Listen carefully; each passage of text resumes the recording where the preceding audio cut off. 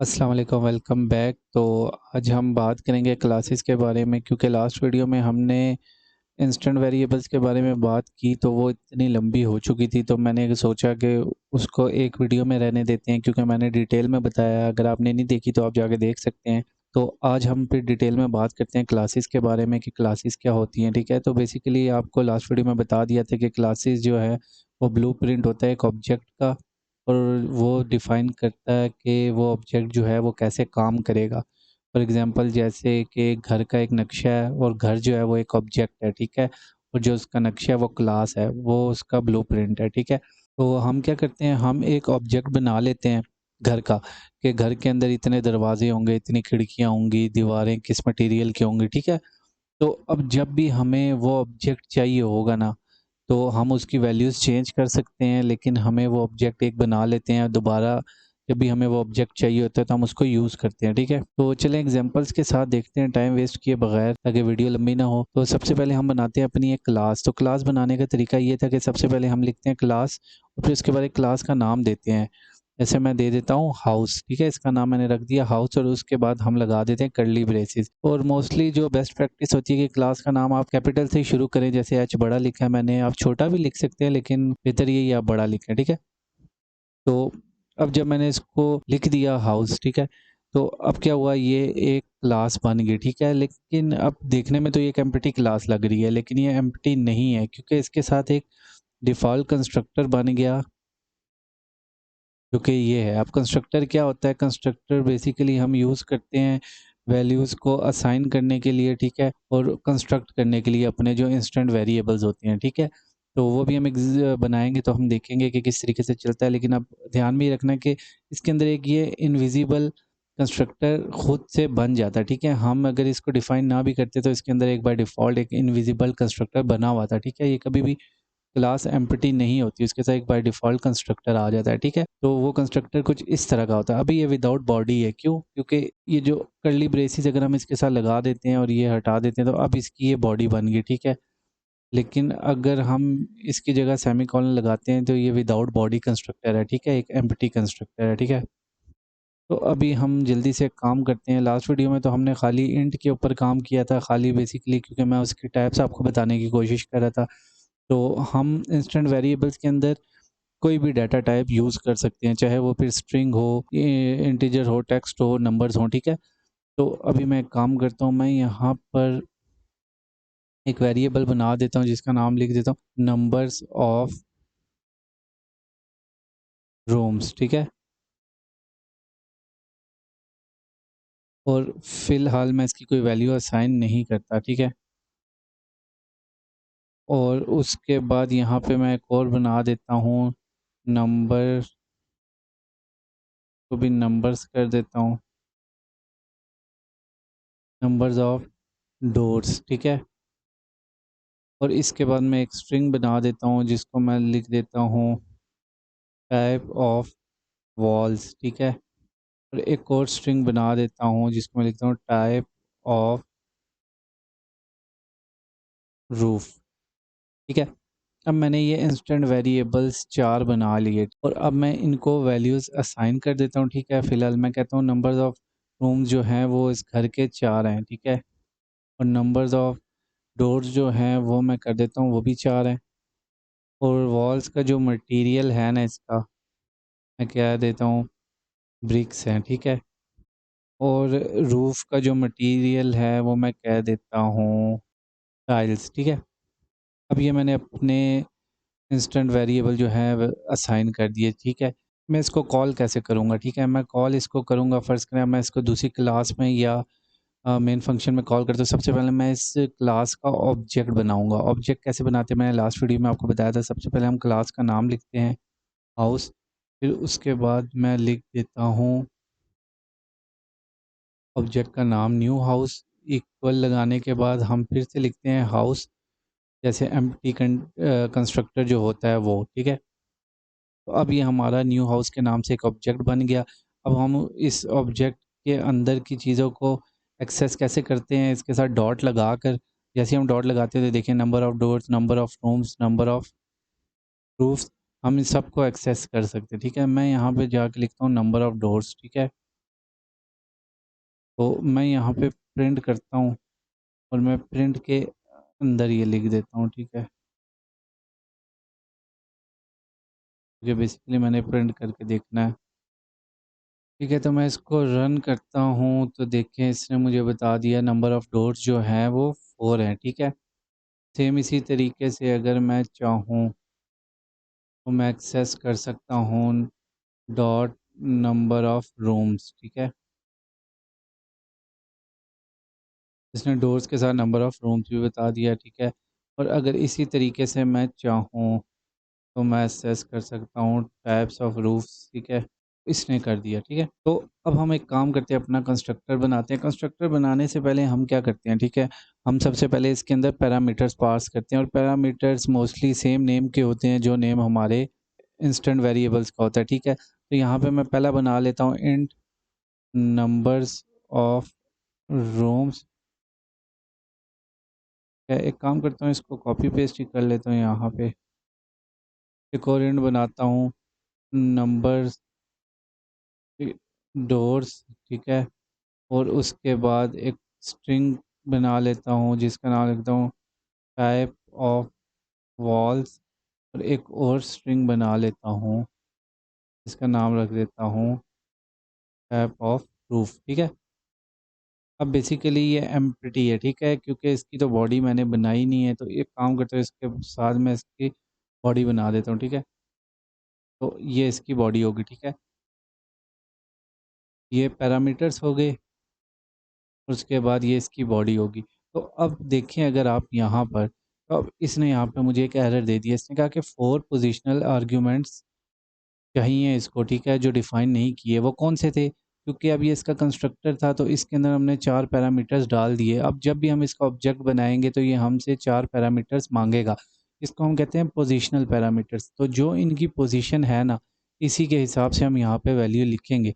फ़र्ज़ करें मैं यहाँ पे नया ऑब्जेक्ट बनाया न्यू हाउस, तो अगर मैं इसकी वैल्यू देता हूँ, यहाँ पे मैं इसकी वैल्यू देता हूँ कि नंबर ऑफ़ रूम्स कितने हैं, 6, और नंबर ऑफ़ डोर्स कितने हैं, 6, और उसके बाद टाइप ऑफ़ वॉल क्या है, मैं इधर लिख देता हूँ type of wall new bricks, ठीक है। और उसके बाद मैं टाइप ऑफ़ टाइल लिख देता हूँ न्यू टाइल्स, ठीक है। तो अब अगर मैंने ये लिख दिया और अब अगर मैं इसको रन करता हूँ तो इसने कुछ भी नहीं किया। क्यों नहीं किया? क्योंकि यहाँ पे हमने इसको स्ट्रिंग में नहीं किया। तो मैं एक काम करता हूँ, यहाँ पे एक मेथड है टू स्ट्रिंग, यहाँ पे कर लेते हैं। अब ये जो मेथड है ना, क्योंकि ये इस ऑब्जेक्ट के अंदर है, हाउस के अंदर, तो इसकी सारी चीज़ों को एक्सेस कर सकता है, ठीक है। तो यहाँ पे मैं कहता हूँ कि मुझे रिटर्न कर दो स्ट्रिंग में परसेंटेज नंबर ऑफ रूम्स, ठीक है। दूसरे नंबर पे मुझे प्रिंट करके दे दो नंबर ऑफ डोर्स, और तीसरे पे प्रिंट कर दो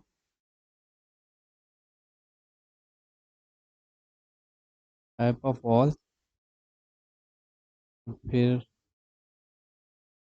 टाइप ऑफ रूफ, ठीक है।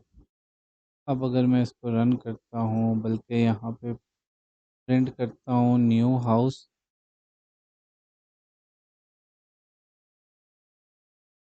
देखें यहाँ पे तो मैंने इसको वैल्यू दी 6 और न्यू ब्रिक्स और न्यू टाइल, लेकिन उसने मुझे पुरानी वाली वैल्यू ही इसकी वापस कर दी, ठीक है।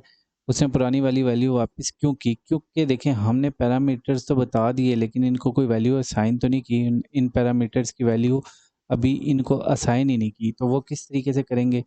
मैं लिखूँगा number of rooms is equal to number of rooms, ठीक है। फिर यहाँ पे मैं लिखूँगा number of doors equal to number of doors. फिर उसके बाद मैं लिखूँगा types of walls equal to types of walls, ठीक है। और उसके बाद मैं लिखूँगा type of roof equal type of roof, ठीक है। तो लेकिन अगर अभी भी मैं इसको प्रिंट करता हूँ ना, तो यहाँ पे देखें कि वैल्यू तो वही है। क्यों? क्योंकि देखें, क्योंकि ये दोनों नाम सेम है, ये वाले नाम और जो पैरामीटर्स में हमने दिए वो नाम। तो इसने डिफ़ाइन नहीं किया, ये समझ नहीं सका कि ये कौन सा नाम है, तो इसने क्या किया, इसने नंबर ऑफ़ रूम्स इन्हीं की वैल्यू असाइन कर दी। तो जब हमने अपनी क्लास के अंदर के वेरिएबल्स को कॉल करना होता है तो हम उसके साथ क्या लगाते हैं, दिस लगा देते हैं, ठीक है? तो मैं इन सब के साथ दिस लगा देता हूँ, ठीक है? अब मैंने इनके साथ दिस लगा दिया तो अब क्या हुआ? अब दिस लगाने के बाद इसने कहा कि इस क्लास के अंदर का जो पैरामीटर है ना, नंबर ऑफ़ रूम, उसको असाइन कर दो ये वाली नंबर ऑफ़ रूम्स की वैल्यू, ठीक है? जो हमने यहाँ पे डिफ़ाइन की है, ठीक है? और सेम इसी तरीके से दिस लगाकर this doors equal to number of doors, this type of walls equal to number of type of walls, जो कि ये वाली है, और this type of roofs number of this. अब अगर मैं इसको रन करता हूँ ना, अब देखें यहाँ पे वैल्यू चेंज हो चुकी है, ठीक है? तो चेंज होगी क्यों? क्योंकि अब उसने ये वाली वैल्यू उठाई और उसके बाद इस नंबर ये वाली वैल्यू असाइन कर दी नंबर ऑफ़ रूम्स को। तो अब नंबर ऑफ़ रूम 4 की जगह हो गए 6। तो इस तरीके से हमने क्या किया, हमने अपना कंस्ट्रक्टर बना लिया और हमारा ये हाउस का ऑब्जेक्ट बन गया। अब जब भी हमें न्यू हाउस की किसी के भी वैल्यू देनी होगी तो हमें दोबारा से ये सारे फ़ंक्शन लिखने की ज़रूरत नहीं है, ठीक है? अब उसके लिए सिंपल क्या है, मैं क्या करता हूँ, मैं यहाँ पे एक हाउस का न्यू ऑब्जेक्ट बना लेता हूँ, हाउस 2, ठीक है? और मैं इसके आगे लिखता हूँ हाउस उसी तरीके से। अब मैं इसको देता हूँ नंबर ऑफ़ रूम्स, ठीक है?